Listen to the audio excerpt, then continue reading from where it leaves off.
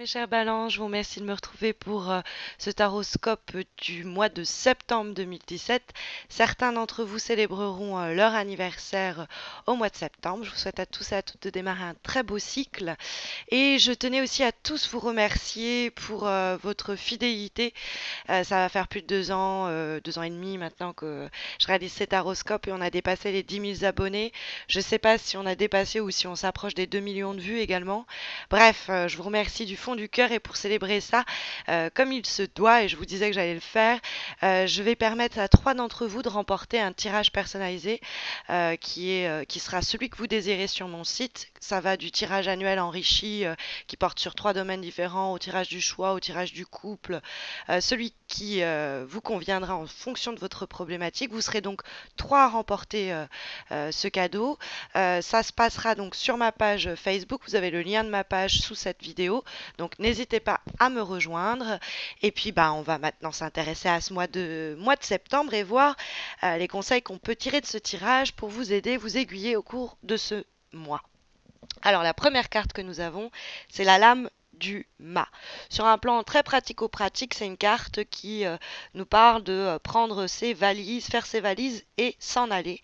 Donc c'est une carte qui va encourager le mouvement, qui va encourager le voyage, qui va encourager les mutations professionnelles, qui va nous dire si vous hésitez à partir en vacances, n'hésitez plus, c'est bien au mois de septembre qu'il faut partir, sur un côté vraiment très concret puisque le monde désigne les voyages vers l'étranger et la mise en mouvement d'une situation. C'est aussi l'idée un petit peu de prendre ses clics et ses claques et puis de claquer la porte et de s'en aller, puisque le mât remet un peu les compteurs à zéro. Vous voyez, on lui a donné le chiffre zéro. Et il permet de terminer un cycle et d'en démarrer de la sorte un nouveau. Donc c'est l'idée vraiment d'évolution que porte la carte et qui est ici particulièrement encouragée pour ce mois de septembre. C'est une carte qui nous encourage à être en ce sens, à saisir l'instant, à saisir l'opportunité qui se présente. Il y a l'idée d'agir quelquefois un peu sur un coup de tête. Alors, faut pas non plus être trop impulsif. On voit que le 4 de coupe est en train de réguler cette idée. Le 4 de coupe prend le temps aux opportunités qu'il voit lui être offertes. Ces opportunités qu'on lui offre, il réfléchit avant de s'en saisir, hein. Il est là, il tend pas le bras, il tend pas la main à cette coupe qu'on lui tend.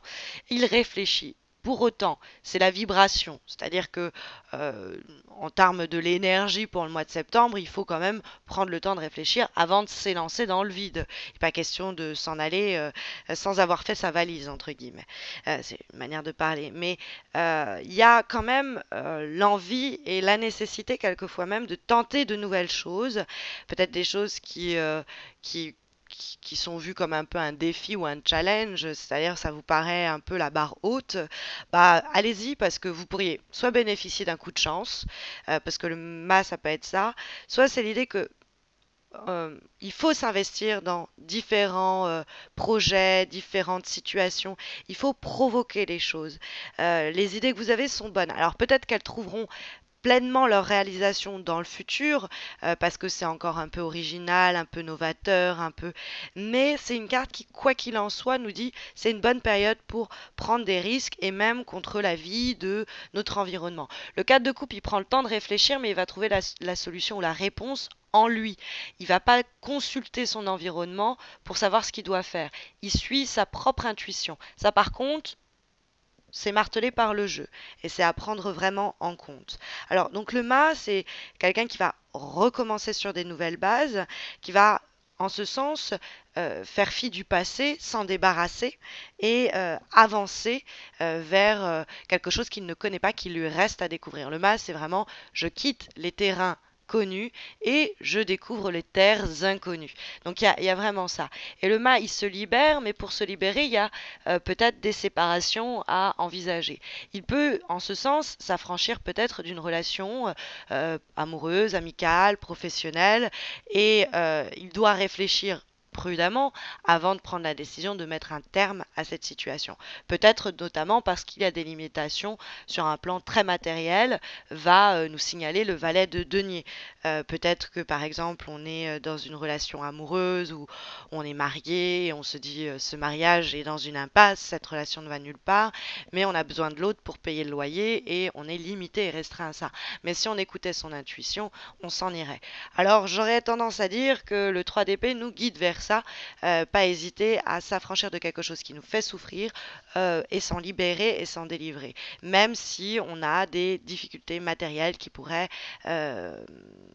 s'interposer.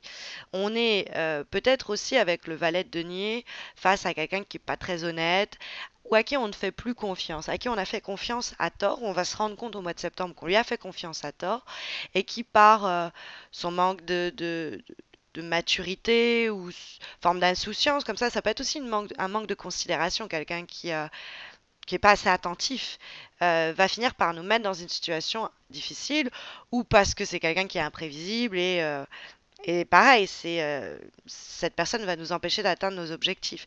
Dans ce cas-là, bah, il faut la sortir du décor, quoi. Si c'est quelqu'un dans le boulot, on se rend compte qu'elle est moins expérimentée qu'elle le disait, et qu'on se rend compte vite fait que ça va pas être du tout un atout pour ce projet, eh bien tant pis, on met fin à la collaboration. Si on se rend compte que on était avec quelqu'un qui ne méritait pas notre attention, bah pareil, on réfléchit et puis on prend les décisions qui conviennent et on va vers de nouveaux horizons. Il y a cette idée-là. On pourrait aussi, avec le valet de denier, avoir l'impression de ne pas être apprécié par son entourage, qu'il soit professionnel ou quoi, et ça pourrait nous miner, nous stresser, nous décourager. Mais dans ce cas-là, il faudrait venir à se demander, nous dit le valet de denier dans les obstacles, pourquoi il est si important pour vous de plaire aux autres, hein, ou d'être en accord avec ce que veulent les autres pour vous. Si vous avez une idée, allez-y, fiez-vous à votre intuition, à votre instinct. Il n'y a personne qui va vivre votre vie à votre place. Ok, bien sûr, il n'est pas question de sauter comme ça à pieds joints dans le vide sans parachute, hein. Le 4 de coupe nous invite à réfléchir, mais ça me semblerait pas improbable que vous y avez déjà réfléchi, puisque cette carte est en vibration, c'est peut-être une réflexion que vous menez depuis déjà quelque temps. Et, euh, et c'est une évaluation des choses qui se fait de façon interne. Le 4 de coupe, il médite. Il n'est pas, comme je vous disais, en train de consulter le monde extérieur. Il ne demande pas l'avis aux autres. Il se ressente sur lui-même, il fait le bilan.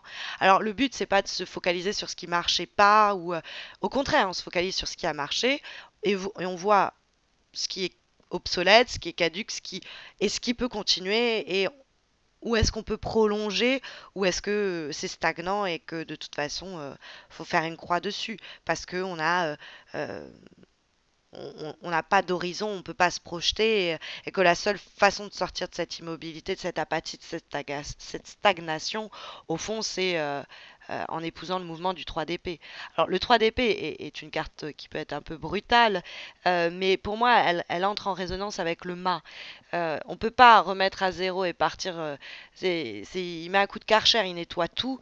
Et pour nettoyer tout, je pense qu'il faut passer par le 3 d'épée pour pouvoir repartir sur quelque chose complètement nouveau. Pourquoi je dis le 3 d'épée? C'est une carte de rupture, c'est une carte de séparation, de démission, de licenciement.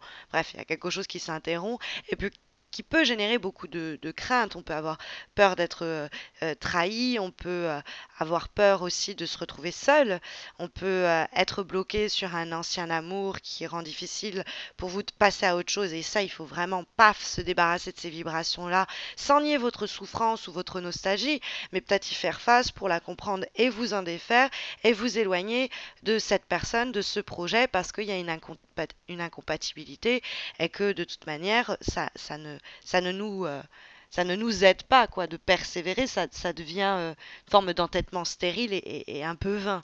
Voilà ce que pourrait nous dire ce 3 d'épée. Et puis en plus, en avant-dernière lame, nous avons comme conseil sur un plan plus spirituel et psychologique, à l'aide du tarot Oshozen, qui est une relecture un peu plus bouddhiste des lames majeures du tarot de Marseille et mineures, nous avons la carte du rebelle. Or le rebelle, vous voyez, il est en train de se défaire de ses chaînes, un petit peu lui, comme je vous disais, qui se libère, qui retrouve une autonomie, une certaine indépendance. La carte du rebelle, lui, se retrouve aussi sa liberté. Non pas le rebelle, il ne faut pas le comprendre comme se rebeller contre quelque chose, mais plutôt se rebeller pour quelque chose. Le mât, ses chaînes explosent, il arrive à les rompre parce qu'il suit ce feu qui lui guide, qui le guide et qui lui éclaire le chemin.